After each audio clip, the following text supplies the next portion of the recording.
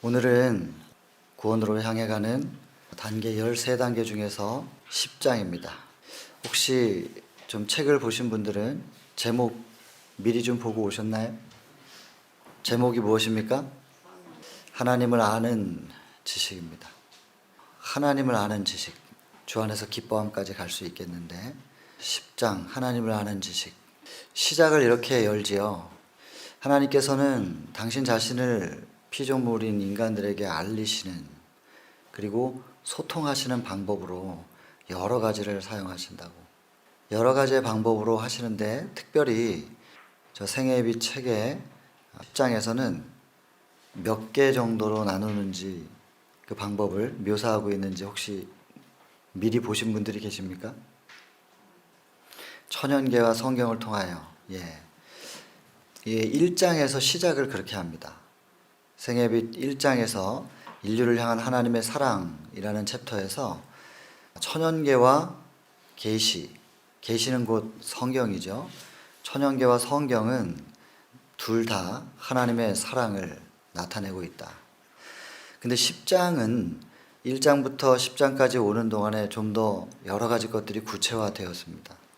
그래서 10장은 좀 더 그것을 좀 세부적으로 설명하죠. 그래서 4개 정도로 파트를 나눕니다. 그래서 천연계를 이야기하면서 하나님께서 부수적으로 거기에 첨가시킨 내용이 섭리입니다. 섭리. 그리고 성경을 언급하면서 부수적으로 거기에 좀 더 성경을 잘 이해할 수 있도록 돕는 역할 누가 하나요? 성령. 그래서 4파트로 나누는 겁니다. 그래서 천연계와 섭리, 성경과 성령의 감화, 이렇게 4파트를 통해서 4가지 방법을 통해서 하나님께서는 우리와 소통하신다. 그리고 우리에게 당신 자신을 알려주신다.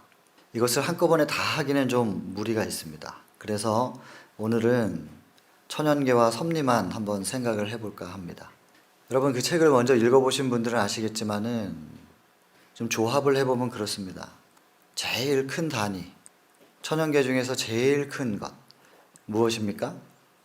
하나님의 성품.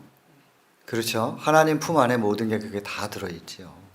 지금 천연계와 섭리 이 두 부분을 가지고 하나님께서 당신 자신을 우리에게 표현하신 그것을 우리가 지금 이야기를 좀 해보려고 합니다. 제일 큰 단위는 우주입니다. 우주. 그 광대한 별들의 운행 이렇게 써져 있거든요. 초반에 말씀드렸던 것 같은데 우주는 그냥 큰 덩어리로 우주라고 하지만 과학자들은 그걸 분류를 좀 해놨습니다. 그래서 큰 우주 안에 은하단이 있죠. 지구가 속해 있는 이런 태양계들이 참으로 많은데 이 태양계들이 많이 있는 것을 이렇게 쭉 좀 모으면 그걸 은하계라고 합니다. 그죠? 그러기 엄청난 그 크기인데요. 은하계 하나만 해도 그 은하계들을 또 다 모으면 상당히 많은 은하계들이 모이는데 이렇게 군집을 만들었지요. 그것을 은하군이라고 합니다. 그리고 또 그 은하군들을 모으면 은하단이라고 합니다. 그 은하단들을 모은 것이 우주입니다. 그래서 우주라고 하는 큰 덩어리 하나를 놓고 그냥 우주 이렇게 말하기에는 너무나 거대해요.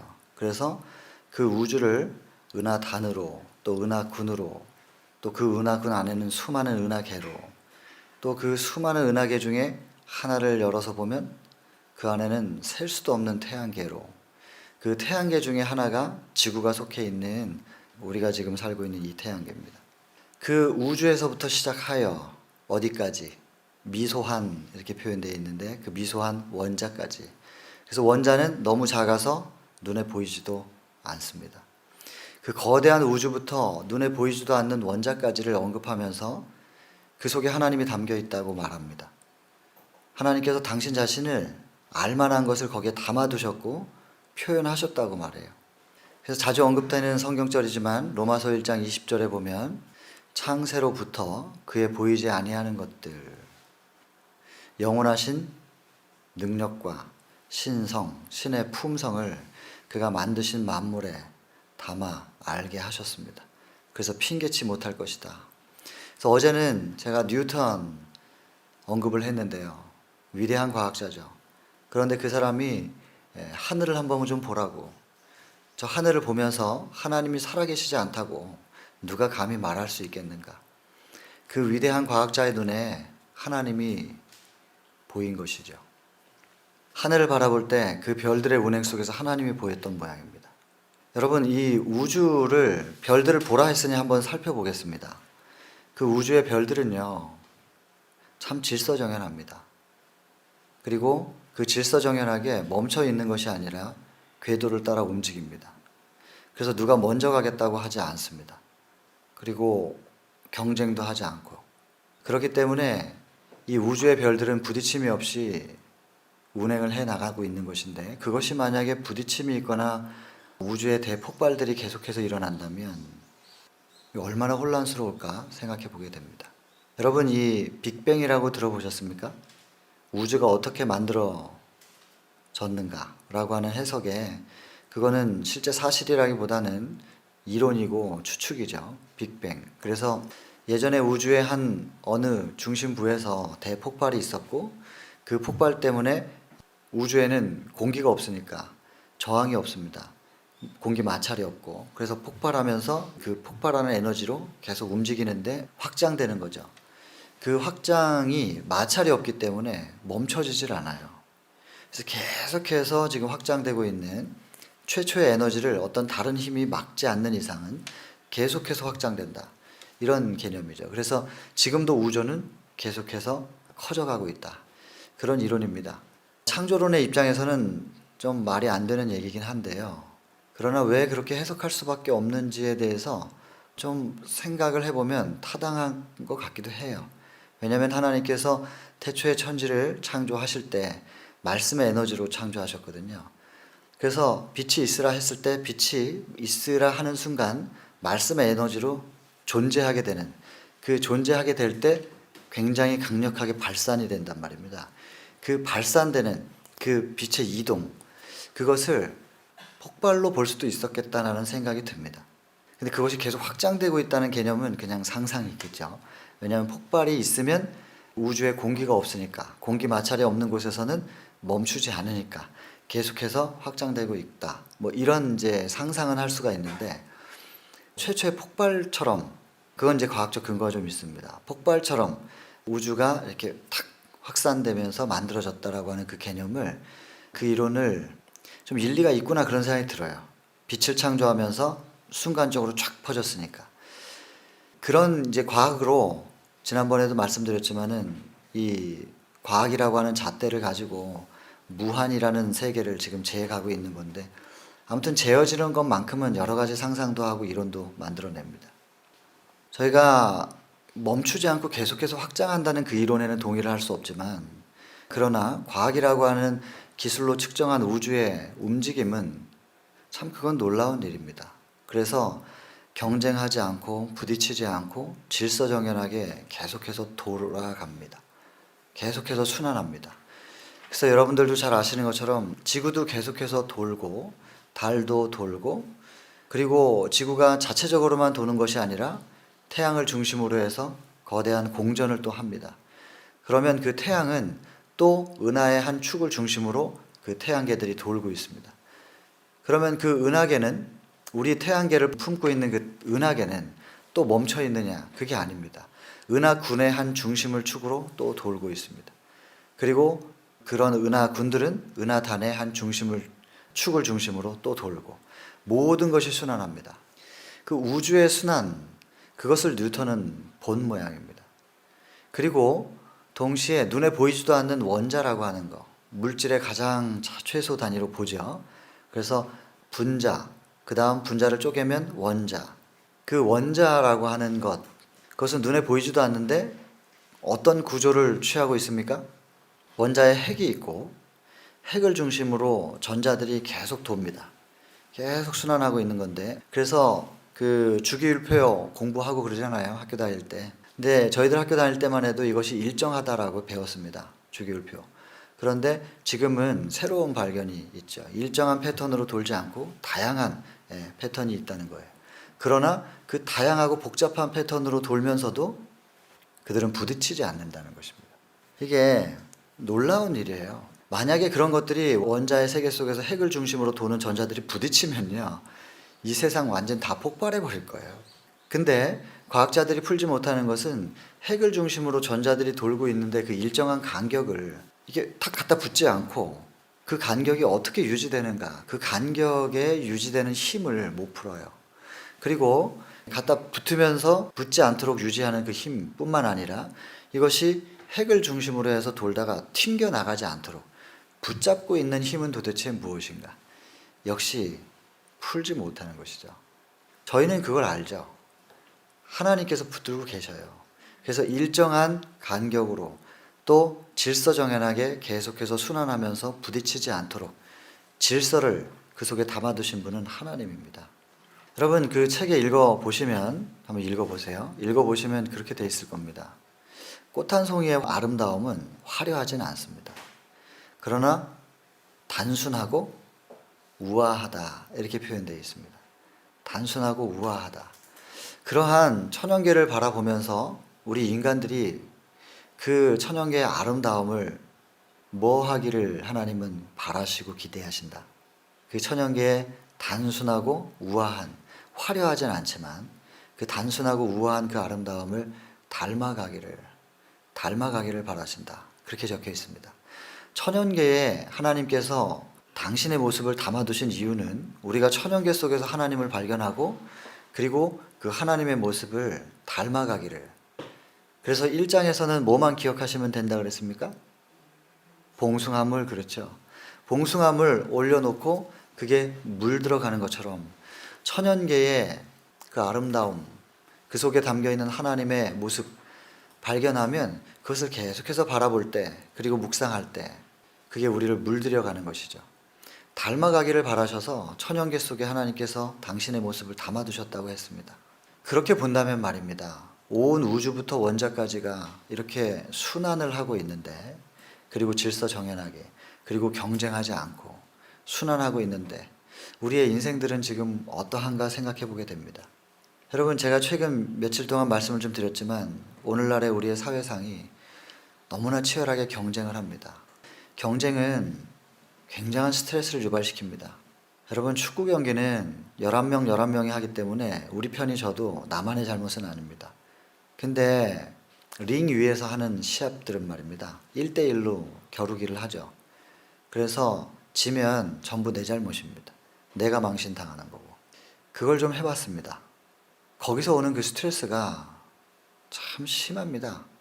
그리고 부끄러움을 당하지 않고 싶어서 창피하지 않고 싶어서 기를 쓰고 해가지고 이기잖아요. 그러면 이제 그 다음엔 더 강한 사람들랑 붙어야 돼요. 계속 그런 식으로 좀 지내본 시간들이 좀 있었는데 그것이 당할 것을 당하고 싶지 않기 때문에 아무튼 독을 품으면서 하기는 했었으나 그걸 즐기지는 않았던 모양이에요. 신앙을 해보니까 성경에서는 누군가가 나를 공격할 때 내가 그것을 그저 받아주어도 그리고 피해도 겁쟁이가 아니더라고요. 비겁한 게 아니더라고요. 신앙 안에서는 그것을 그대로 받아주고 피해주는 것이 그게 최고의 가치더라고요. 그러니까 이게 정반대잖아요. 저는 아주 어릴 때부터 지면 안 되는 것으로 교육을 받고 자랐어요. 그리고 수단과 방법을 가리지 않고 이겨야 되는 것으로 교육을 받고 자랐어요. 그럴 수밖에 없었겠죠. 아버지 입장에서는 전쟁을 직접 치르신 분이고 군인으로서 월남전에 참전을 하셨었는데 스포츠는 한번 지면 다시 도전할 수 있습니다. 전쟁과 전투는 지면 죽는 겁니다. 죽으면 기회가 없는데 다시 도전할 수 없잖아요. 그러니까 그런 삶을 살아오신 분의 가치와 삶의 기준과 원칙은 그럴 수밖에 없었다고 생각이 되어집니다. 그래서 자녀에게도 그런 생존 법칙을 가르치셨겠죠. 아버지의 입장에서는 이해됩니다. 저도 지금 아버지이기 때문에. 그러나 아버지가 살아보지 못한 세계가 있더라고요. 그게 성경입니다. 신앙의 세계인데 그 신앙의 세계에서는 저도 괜찮은 거예요. 양보해도 괜찮은 거고 네가 이겼다 해라 해도 괜찮은 것이고 그렇게 피해도 비겁하거나 겁쟁이가 되지 않는 최고의 가치가 신앙 안에 있었습니다. 그래서 이 아버지의 교육이기도 하고 아버지의 기대치에 부응하기 위해서도 이기도 했지만 좀 악착같이 뭘 해보려고 했던 때도 있었단 말입니다. 그런데 그것이 제가 즐겁지가 않았던 것 같습니다. 저의 기본적인 마음속에는 그게 즐겁지가 않았나 봐요. 근데 신앙을 하게 되고 하나님 아버지를 만나고 나니까 우리 하나님 아버지, 우리 하나님을 제가 늘 그냥 아버지라고 감히 부르는데 하나님께서 허락하셔서 그렇게 부르는 거거든요. 제가 뭐 주제넘게 그런 게 아니고 하나님께서 심지어 아빠라고 불러도 돼 그러셨거든요. 아버지라고 불러라. 그래서 제가 좀 이렇게 뻔뻔스럽게 하나님을 아버지라고 부르는데 그렇게 부르라고 하신 하나님의 품 안에서는 말입니다. 다른 교육의 개념이 있고 다른 철학이 있더라고요. 참 편안해요. 내가 비겁하게 여겨지지 않고 남들이 다 저보고 비겁하다고 해도 상관없어요. 저는 그저 하나님 앞에서 저는 당당하고 떳떳해요. 이러면 그냥 되는 거예요. 누가 뭘 해도. 그래서 굉장한 마음의 평안함을 이 신앙 안에서 경험을 했는데 하나님께서는 이런 당신의 삶의 원칙들과 철학과 질서를 이미 천연계 안에 다 담아 두셨더라고요. 내일 우리가 성경을 통해서 직접적으로 살펴볼 때 그 안에 좀 더 우리에게 오해 없이 또 그냥 좀 단순하게 직접적으로 표현을 하신 내용들이 있지만 그럼에도 불구하고 사람들이 성경을 늘 가지고 다니는 것도 아니고 외우고 다니는 것도 아니기 때문에 성경의 그 사상을 우리가 계속해서 기억하고 떠올릴 수 있게 하시기 위해서 하나님께서 우리의 시선이 닿는 모든 것 속에 당신의 메시지를 담아두셨습니다. 그게 천연계라고 하는 겁니다. 그래서 여러분 서울에서는 잘 안 보이거든요. 별들. 여기는 보입니다. 밤에 하늘 좀 보셨습니까? 낮이고 밤이고 간에 자주 하늘을 좀 보시게 되기를 좀 권해드립니다. 정말 좋습니다. 하늘을 자주자주 좀 올려다 보십시오. 물론 여러분들이 잘하셨던 유년 시대의 그 하늘과는 지금 이 하동의 하늘도 좀 다릅니다. 저만 해도 여러분들보다 훨씬 더 어린 사람이지만 시골에서 어릴 때 하늘을 바라봤을 때 그 수많은 별들을 기억합니다. 정말 촘촘히 빛나던 그 별들. 근데 이곳 하동 여기도 이 베델수양원의 하늘도 그렇게 별이 많지는 않지만은 그러나 하나님께서 지켜주시고 계시는 부분들이 있습니다. 별들을 좀 많이 좀 살펴보시길 바랍니다. 그 속에서 별들부터 원자까지 하나님께서 그 속에 담아두신 질서는 순환이었습니다. 절대로 욕심을 부리거나 먼저 가겠다고 경쟁을 하거나 앞에 가는 자를 잡아당겨서 그보다 앞서가겠다고 하거나 짓밟고 가거나 또 혹은 나보다 앞서서 먼저 가려고 하는 자를 발을 걸어 넘어뜨리거나 편법을 쓰거나 권모술수를 쓰거나 하지 않습니다. 그냥 질서정연하게 함께 움직입니다. 그게 별들의 운행이지요. 또 이 책에서 언급하고 있는 10장에서 언급할 때는 푸른 들을 좀 보라. 거기서 올라오는 새싹들과 피어나는 꽃들을 좀 보라. 그리고 그 들판을 넘어서 울창한 수목들을 보라. 여러분, 꽃들 속에서는 꽃의 존재 방식은 스스로는 절대로 번식이 어렵다는 것입니다. 그래서 벌의 혹은 나비의 역할이 꼭 필요합니다. 그래서 꽃술이 옮겨져야만 번식을 할 수 있는 것이죠. 그 꽃의 번식을 위하여 하나님께서 벌과 나비 주셨고 바람을 또 주시고 그렇게 번식을 하게끔 하십니다. 대신에 꽃은 벌에게 제공하는 게 있습니다. 꿀입니다. 서로가 돕게 하셨습니다. 서로의 존재, 생존을 위하여 뭔가를 제공하게 하셨고 서로가 화합하지 않으면 존재할 수 없게 하셨습니다. 이것이 서로 간에 봉사하도록 창조되어진 것이 천연계입니다. 인간은 거꾸로 살지요. 별들을 보면서도 인간은 별들처럼 운행하지 않습니다. 그렇게 순환하지 않고 양보하지 않습니다. 질서 지키지 않습니다. 이게 죄 때문에 다 깨어져서 그렇습니다. 그리고 벌과 꽃과의 관계만 살펴보더라도 이게 굉장히 단순한 겁니다. 무슨 식물학자가 아니더라도 아주 단순한 우리가 기본 초등교육을 통하여서도 다 알 수 있는 내용들 아니겠습니까? 이 속에 질서가 있어요. 봉사, 서로 간에 섬기고 도우면서 살아가게 하는. 근데 우리는 서로를 공격하면서 빼앗으면서 사는 거죠. 제가 어제도 미국과 통화를 좀 했습니다. 온라인으로 성경 공부하는 팀들이 좀 있습니다. 그분들과 통화하고 그쪽 상황을 좀 알아보니까 참 정말 너무너무 심각해요. 그 흑인 폭동 지금 일어나고 있는데 그게 전국적으로 확산이 되는 모양이에요. 글쎄요, 좀 이기적인 표현인지 모르겠지만 백인 경찰이 흑인 범죄자 어떤 뭐 큰 범죄를 저질렀는지는 모르겠습니다만은 이제 체포를 했고 검거해서 수갑이 채워져 있었고 그 상태에서 그를 짓눌러서 목을 꺾어 가지고 기도를 막아서 그가 숨 쉴 수 없다고 말을 하는데도 불구하고 그걸 계속 밟고 있어 가지고 죽게 한 참 참혹한 상황이죠. 그걸 보고 분노하는 것까지는 또 이해를 하겠는데 시위를 하겠으면 시위를 하면 되는데 이걸 인권을 좀 더 존중해 달라고 하는 것을 뜻을 관철시키면 되는데 왜 폭동을 일으키고 약탈을 하는가? 거기까지 말씀을 드렸었잖아요. 근데 그 약탈의 대상이요. 뜬금없이 한국인들한테 또 튀는 거예요. 흑인은 또 약간 어중간한 색깔을 또 무시하는 거예요. 흑인 나름대로 하얗거나 까맣거나 둘 중에 하나만 해라는 거예요. 너네들은 왜 놀았냐 이러면서 한국인, 중국인, 일본인 이제 공격하는데 특별히 한국인들이 미국에서 주로 하는 사업들은 슈퍼마켓이나 세탁소나 이제 그런 일들을 초반에 주로 했죠.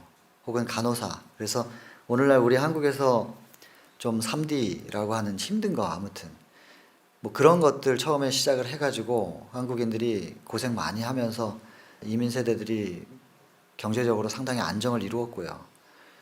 근데 그 자녀들은 거의 사자입니다, 사자. 그래서 제가 어느 교회를 갔더니 그 교회의 전원이에요, 전원. 단 한 명도 제외하지 않고 전원이 의사나 변호사인 교회가 있더라고요.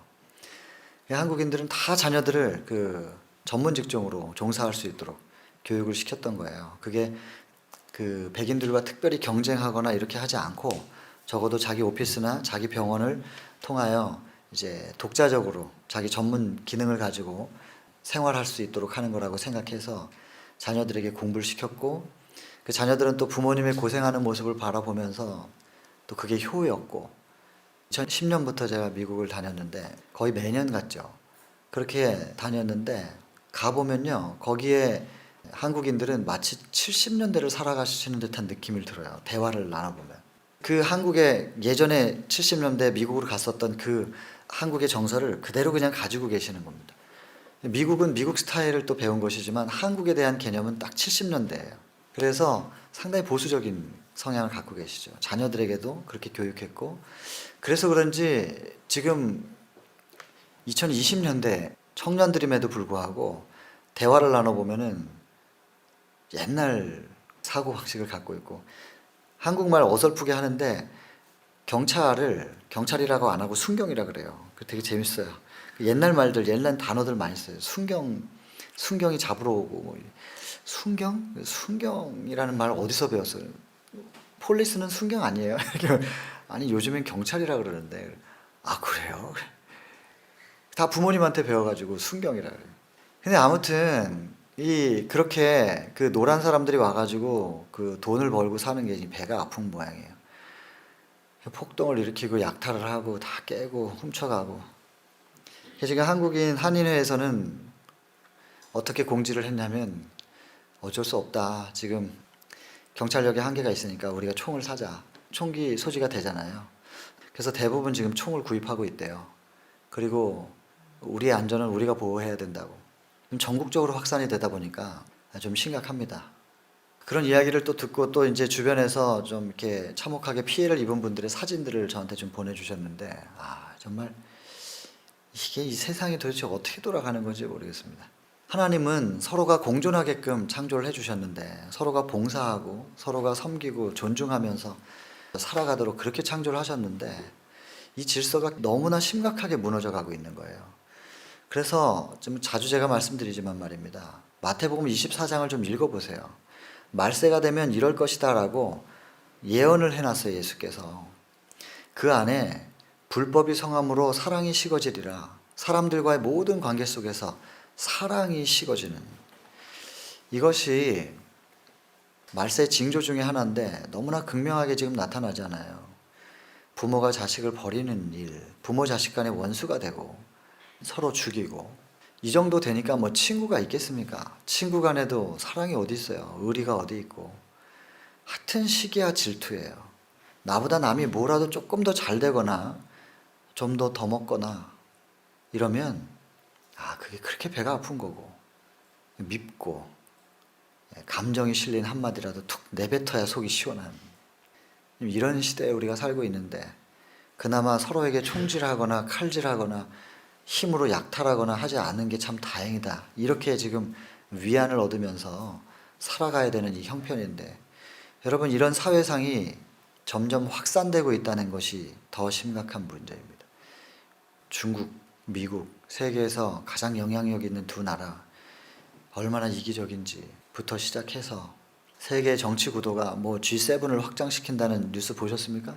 트럼프 대통령이 그것을 시도했는데, 그것이 또 각 국가의 국익 때문에 반대하고 싸우고, 이 뉴스를 보면요, 어떻게 돌아가는지 좀 알긴 알아야 되니까 살펴보긴 하지만 참 한숨이 나오고, 저희들 세대도 아직은 살아야 될 날들이 좀 많이 있습니다. 그런데 저희 자녀 세대들은 어떤 세상을 살아갈 것인가, 그리고 그 자녀들을 위해서 무엇을 준비시켜 주어야 우리의 자녀의 세대들이 말입니다, 이 세상을 그래도 견뎌낼 수 있을 것인가 고민이 됩니다. 고민이. 부모로서 뭐 답은 그거밖에 없는 것 같아요.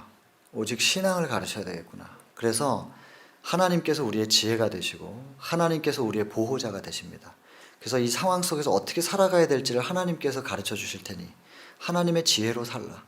그리고 하나님께서 보호해 주시는 그 손길 안에서 평안하게 살라. 이거밖에는 뭐 부모가 해줄 수 있는 게 없더라고요. 얼마나 약탈이 심하고 경쟁이 심하고 공격이 심하고 시기 질투가 심한지, 사람이 무서운 세상이에요, 정말로. 저희 시골에서 아버지 심부름 밤에 할 때는요, 도깨비불 같은 게 나타나고 그래가지고 그런 거 무서워했었어요. 그리고 화장실이 집 바깥에 있으니까 꼭 화장실 갈 때 뭐 어렸을 때는 그 시골에서 그 TV도 잘 안 나올 때 그 산속에서는 그 전파가 안 잡혀가지고, 그러면 동네 형들이랑 맨날 화롯불가에 앉아가지고 뭐 해요? 고구마 같은 거 구워 먹으면서 뭘 해요? 맨날 그렇게 귀신 얘기를 해요. 그런 거 경험 없으세요? 그럼 맨날 그렇게 앉아가지고 형들이 해주는 얘기 듣다가 이제 화장실 가려고 그러면 계속 귀신 생각나잖아요. 그래가지고 가면은 그 동생이랑 꼭 같이 가서 너 안 갔지? 안 갔지? 이러면 뭐 그러면서 아무튼 그랬던 기억인데, 지금은 온 세상이 환해가지고 뭐 귀신이 나타나고 싶어도 못 나타날 것 같아요. 조명이 많아서. 근데 사람이 무섭다고요. 천연계의 법칙은 계속해서 깨어져 가고 있습니다. 근데 이 책에서는 계속해서 우리의 시선을 천연계로 끌어당겨요. 별들의 운행을 보라. 푸른 들을 좀 보라. 거기서 피어나는 새싹을 보라. 그리고 꽃을 보라. 들판을 넘어서 울창한 수목을 보라. 그 숲속에 들어가면 그 상쾌한 공기. 자주 말씀드리지만 아침에 해가 떴을 때에 나무들이 내뿜는 그 산소. 사람들이 이제 움직이기 시작한다. 이제 산소를 내뿜자. 쫙 산소를 내뿜면 우리는 그 산소를 마시고 신선하게 살아가고, 밤이 되면 나무들이 자기들도 세포니까 산소가 필요하니까 그 산소를 사람들이 움직이지 않을 때 산소를 그들은 자기의 필요를 그때 섭취하고, 숲의 존재만 해도 하나님께서 우리를 향해서 뭘 주셨는지를 알만한 것들이죠. 그리고 이제는 시선을 들어 하늘을 보니까 구름이 떠다니는데 구름이 움직여요. 그 구름의 운행은 공기의 순환입니다. 공기가 움직이면서 구름을 움직이니까요. 여러분, 공기가 순환하지 않으면 지구의 어떤 지역에서는 살고 어떤 지역에는 산소통 메고 다녀야 될 거예요. 사막 지역에서는 어떻게 해요? 나무가 없는데. 산소를 만들어내는 나무가 없는데 어떻게 해요? 근데 사막 지역에서도 사람들이 숨을 쉬고 살아갈 수 있는 것은 수풀이 우거진 아프리카나 혹은 남미 같은 이런 곳에서 생산해내죠. 산소통이라고 하는데, 물론 지금도 그 남미 쪽의 그 산소통들도 사람들이 수목을 베어가지고 지금 그것으로 수익을 얻겠다고 하는 바람에 그 사람들은 다른 공산품의 생산력이 잘 없기 때문에 그냥 천연계를 활용하여 돈을 벌겠다고 해서 나무를 너무 많이 팹니다. 그래서 공기가 계속 줄어들어가고 있는 이런 실정인데, 그러나 어쨌든 그나마 나무들이 산소를 뿜어내면 그거를 또 공기를 이동시켜 가지고 공기가 좀 희박할 수밖에 없는 곳까지도 이동시켜주는, 전체적으로 순환합니다. 구름, 그 구름들은 자기들끼리 모여가지고 비로 내리죠. 그 내린 비는 다시 흘러서 바다로 가고, 이 과정 속에서 계속해서 인간들은 물을 오염시키는데, 우리의 신체의 가장 많은 부분을 차지하고 있는 70%가 물인데 그 물이 심각하게 오염되고 있거든요. 근데 그 물을 적도지방에서부터 바다에서 끌어올려 가지고 하루에 1톤씩 올라간답니다. 그게 올라가서 그게 뭉쳐 가지고 다시 비로 내리고, 이 순환 과정을 통해서 계속 정화시켜 주는 거예요. 천연의 정화 과정이죠. 이 과정이 없으면 우리는 먹을 물이 없어요. 우리 몸의 70%가 물이라서 우리는 물이 없으면 살 수가 없습니다. 그런데 전부 물이 오염되고 있으니 이걸 어떻게 하겠습니까? 그런데 천연의 순환을 통하여 우리가 살 수 있도록 깨끗한 물을 공급하고 계시는 것이죠. 그런데 이것에 대해서 이 순환, 천연계의 물의 순환만 보더라도 이 속에 하나님의 섭리가, 능력이, 사랑이 담겨 있는데 우리는 여기서 하나님을 전혀 발견하지 못해요. 이 천연계 속에서 하나님을 발견할 수 있는 눈들이 너무 심각하게 퇴보하고 있는 상황이란 말입니다. 그래서 우리의 시선을 자꾸 깨워가지고 하나님께서 천연계를 좀 보라, 자꾸 끌어당겨 보게 하시는 겁니다. 좀 보면서 천연계로 물들으라고, 물이 좀 들으라고. 근데 동시에 그 책에 이렇게 기록되어 있습니다. 광대한 우주를 한 손에 들고 보시는 그분께서 그 작고 미천한 참새 한 마리를 돌보신다는 겁니다. 거대한 하나님의 모습만 상상하다가 너무나 섬세하고 부드럽고 따뜻한 하나님의 모습이 같이 공존하죠. 이 속에서 우리가 뭘 배워야 되겠는가? 여러분, 청년들과 자녀들에게 하나님을 보게 해주세요. 그러면 소심한 아이가 될 수 없어요. 광대한 아이가 됩니다. 우주를 품는데 속이 좁은 아이로 성장할 수 없는 겁니다. 그러면서 동시에 광대한 것을 추구한다고 하면서 작은 것들을 놓치고 대충대충 하는, 덜렁거리는 그런 아이가 될 수 없는 것은, 하나님은 거대하시면서 동시에 섬세하신 분이기 때문에 그렇습니다. 천연계를 통하여 하나님을 배우라는 겁니다. 하나님이 어떤 분인지를. 그래서 예수님은 틈만 나면, 아버지의 목수 일을 도우셨지만 틈만 나면, 조금이라도 시간이 생기면, 그 당시에는 양피지 성경이었습니다. 그 성경을 들고 천연계로 가셨다고 했어요. 그리고 그 양피지 성경을 통하여 하나님을 보고, 그리고 글로 기록되어 있는 하나님의 모습이 천연계 속에 어떻게 담겨 있는지 실제적으로 확인하신 겁니다. 그래서 예수께서 나중에 공생의 기간 동안에 제자들에게 가르치실 때 끊임없이 천연계를 비유로 들어서 가르치셨습니다. 이유는 사람들이 성경책을 들고 다닐 수가 없으니까. 그리고 그 당시에 양피지는 두껍습니다. 가죽에다가 기록된 거예요. 지금처럼 얇은 책이나 되니까 성경 한 권이 이렇게 손에 잡히지. 예전 같았으면요, 성경 전체 지금 66권 쌓으려면 양피지로 이렇게 높게 쌓아야 되는 거예요. 그걸 어떻게 들고 다니겠어요? 보고 마음에 담아가지고 천연계를 그 속에서 살면서 말입니다. 천연계를 바라볼 때 그 성경이 떠오르게 하신 거예요. 그래서 천연계와 성경은 분리시킬 수가 없는 것입니다. 함께 가야 되는 것이죠. 그런데 오늘날 너무나 도시화 되어 가고 있는 상황 속에서 사단은 끊임없이 도시라는 것을 만들면서 천연계와 인간을 자꾸 분리시킵니다. 하나님과 멀어지게 만드는 거죠. 도시 속에서는 그야말로 약육강식이 있거든요. 그 안에서는 진화론의 철학이 맞는 것 같기도 해요. 적자생존이고 약육강식이에요. 힘 있는 자가 짓밟고 이기는 거거든요. 하나님의 형상이 자꾸만 사라져 가고 있습니다. 여러분, 여기에 베델에 우연히 오신 거라고 저는 생각하지 않습니다. 여러분들의 발로 온 것 같지만 하나님의 섭리로 인도함을 받았다고 저는 그렇게 믿습니다.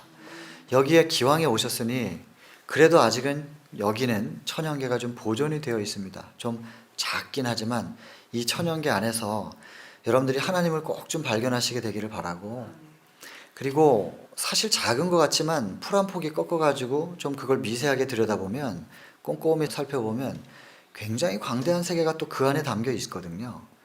그래서 여러분, 이 주변의 천연계를 통하여 하나님을 꼭 좀 발견하시고, 제일 첫 번째는 순환입니다. 순환. 질서와 순한, 그것을 좀 기억하시게 되기를 바랍니다. 그래서 내 마음 안에도 순환되지 못하고 있는 것이 무엇인지를 살펴보시고 그것을 하나님께 맡겨드리면 하나님께서 그 막혀있던 부분을 뚫어서 순환을 시켜 주실 거예요. 그렇게 하면 마음의 소생이 일어나거든요. 통하여 육신의 소생이 되는 것이고, 또 천연의 아름다움은 화려하지 않다 했습니다. 근데 우리는 자꾸 우리 자신들을 화려하게 꾸미려고 하지요. 뭐 요즘엔 남자들도 그렇긴 한데 남자나 여자나 계속해서 자기들을 뭔가로 화려하게 꾸미고 뭔가를 덮어서 감추려고. 그래서 제가 우스갯소리로 말씀드리지 않았습니까? 어떤 남자 결혼해가지고 신혼여행 갔는데 씻고 나오는 여자를 보고 누구세요? 그랬다고. 옛날부터 들었던 얘기예요. 그래서 남자들 보고, 글쎄요, 여자들한테는 또 뭐라고 주의사항이 있겠지만 남자들한테 받는 주의사항, 속지 말자 무슨 빨? 화장빨에 속지 말라고. 근데 제가 우리 저 여자 청년들 교육하면서 이런 말을 하긴 했어요. 또 여청년들한테는 예전에 표어 있잖아요. 불 조심하라고. 자나깨나 불조심, 꺼진 불도 다시 보자. 기억나십니까? 요즘엔 그런 거 잘 잊혀졌는데 예전엔 학교 다니면 계속 그 외우게 했잖아요. 자나깨나 불조심, 꺼진 불도 다시 보자. 그래서 제가 여청년들한테 말했습니다. 자나깨나 늑대 조심, 죽은 늑대도 다시 보자. 그래가지고 계속해서 주입시키면서 남자 조심하라고 가르치고 했는데, 남자들은 또 화장빨에 속지 말자 그러고. 이 세상이 무서워져서 그래요. 그런데 천연계의 아름다움은 그렇게 화려하지 않다는 것입니다. 이 책에 보면 단어가 단순하고, 그래, 단순한 아름다움, 그리고 우아하다. 이 표현이 얼마나 세련된 표현인지 몰라요. 굉장히 고급스럽게 그 아름다움이 묘사되어 있는 것 같아요. 너무 화려하게 하면 그 경박해 보이는데 오히려. 그래서 밤에 사는 여자들은 늘 조명 속에서 살잖아요. 조명에 반사되는 아름다움을 만들어내기 위해서 색조를 다양하게 한다고 합니다. 그리고 액세서리를 하죠. 그래서 말씀드렸는데 귀걸이 하나 하면 여자가 몇 배 정도 예뻐 보인다고요. 한 5배 예뻐 보인대요. 그래서 조명이 비쳤을 때 이 귀에 귀걸이가 여기 딱 있는 게 이렇게 또 이렇게 늘어지면 빛이 비쳐서 이렇게 반사가 되잖아요. 그게 이렇게 얼굴 주변에서 만들어지면 그야말로 뽀샤시예요. 자연스럽게 뽀샤시하고, 여기에 목걸이 하면 여기서부터 또 올라오는 뽀샤시 있잖아요. 여기서 뽀샤시, 여기서 뽀샤시한데 옷을 붉은 계통으로 딱 입으면 옷과 반사되는, 그러니까 완전히 아우라가 싹 생기는 거예요. 그래서 밤에 사는 여자들은 그렇게 하면 굉장히 예뻐 보인다는 거죠. 그렇게 아름다움을. 근데 그거 조명 딱 끄고 낮에 그 모습 그대로 본다고 하면 상상해 보세요. 낮에 어떻게 보이는가. 얼굴이 온갖 색조를 화장을 해놓고선 낮에 딱 그 보면은 가벼워 보인단 말이에요. 쉬워 보이고. 여러분, 천연계의 아름다움은 그런 게 아니에요. 단순한데 우아한 것입니다. 아주 고급스러운 것이죠. 그런 아름다움을 천연계에서 배우라는 거거든요. 진정한 아름다움은 어디서 나오는가? 그리고 이런 외형의 아름다움을 묘사하던 내용이 그 다음에 어디로 가냐면, 하나님은 아름다운 것을 좋아하시지만 특별히 아름다운 품성을 사랑하신다고. 그래서 이 천연계의 아름다움을 통하여 우리의 외모도 단정하고 단순하고 우아한 아름다움이 있어야 되겠으나, 그것을 우리의 마음에 물들이게 되면 그 품성의 아름다움이 뭐예요? 질서를 지키는 정신이죠. 여러분, 좀 잔소리 같지만 들어보시겠습니까? 질서를 지키는 것의 가장 첫 번째이면서도 단순한, 뭐 하면 되겠습니까? 뭐 하면 질서를 내 정신과 내 품성에 새길 수 있는 아주 단순한 습관이 하나 있습니다. 뭘까요? 배려. 예. 그것도 물론 좋죠. 근데 이제 습관으로 자꾸 눈에 보여야 인간이 하니까. 예. 신발 정리입니다. 신발 정리. 여러분, 보통 사람들은 앞모습만 중요하게 생각하는데요. 신발을 벗어놓고 갔어요. 한 사람이 가고 뒷모습을 가만히 보면 그 뒷모습과 신발을 이렇게 보면요, 그 사람이 보여요. 그래서 앞은 잘 치장해 놨는데 신발 벗어놓고 가는 게 여기 하나 훌러덩 저기 하나 훌러덩 하고 이제 들어가는 거예요. 여러분 보면 달리 보이는 거죠. 여러분 질서를 습관화시키시려면 신발 정리부터 한번 시도해 보시는 게 어떻겠습니까? 숙소에 신발 정리, 그리고 여기 교회에 들어오실 때 저 뒤에 벗어놓는 신발 정리, 그리고 신발장이 있으면 좀 올려놓는, 한번 시도해 보시기를 권해드리겠습니다. 그래서 베델 수양원에 오시는 분들은 신발도 정리하는 그런 것을 통하여 마음에, 이거 신발을 하나 정리하면서 뭘 가다듬는 겁니까? 마음을 가다듬고 마음을 반듯하게 만드는 것이죠. 그래서 제가 매일 들어오면서 벗어놓은 신발들을 정리해 놓고 제가 들어옵니다. 이 교회에서 나가실 때는 아마 보실 수 있었을 것입니다. 그리고 저는 마음속으로 기도하는 거죠. 몇 날이 지난다면 언젠가는 이걸 자꾸 보시니까, 정리되어 있는 걸 보면 이제 스스로 정리를 좀 하실 수 있도록 하면 좋겠다, 이런 생각을 좀 해보는데요. 이게 여러분들 연세가 드신 분들한테 제가 잔소리를 하고 있는 것이 아니라 하나님께서 그렇게 가르치고 계십니다. 하나님께서 질서를 가르치고 계십니다. 그러니 그것을 눈에 보이는 습관으로 자꾸 반복하다 보면 그것이 내 행동이 질서가 잡히면서 생각이 정리가 되고 습관이 그렇게 질서정연하게 만들어지는 것이죠. 하나님은 천연계를 통하여 우리의 외형도, 우리의 심령도 하나님의 모습을 닮아가기를 강력히 호소하고 계십니다. 여러분 오늘 하루 이 천연계 가운데 운동하시고 또 다니시면서요, 잘 좀 살펴보시길 바랍니다. 그리고 그 안에서 양보와 배려와 희생과 질서, 그리고 단순하고 우아한 아름다움이 여러분들의 내면에서나 또 외면에서나 물든 그 빛깔들이 좀 발산될 수 있기를 간절히 바라보겠습니다. 여러분 이 하나님의 모습을 닮아 가실 때 심령의 소생은 약속하셨습니다. 약속하신 것이고, 심령의 소생이 이루어지면 우리의 육신의 소생 또한 약속하신 바입니다. 하나님께서 주신 생명의 법칙을 꼭 받아들이셔서 귀한 성장이 또 회복이 있으시게 되기를 간절히 바랍니다.